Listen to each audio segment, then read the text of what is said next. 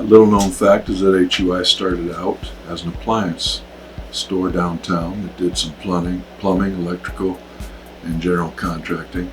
I think we also owned a bar, but long story short, through the years it narrowed down to general contractor HVAC. And then Charlie had a passion for metal fabrication, so he started that on the side.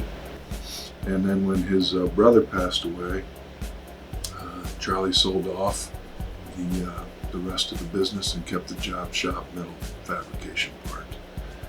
There's a lot of product lines in there that people don't know we ever made.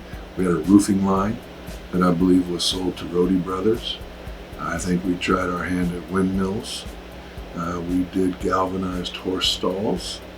I also think there was some cement product done because we were traveling somewhere and could transport it, so why not make it?